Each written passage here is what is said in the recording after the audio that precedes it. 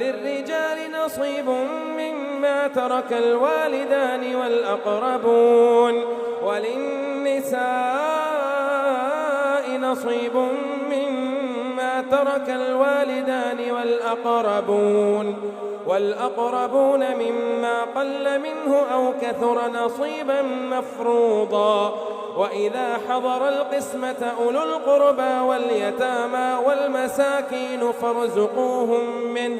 وقولوا لهم قولا معروفا وليخشى الذين لو تركوا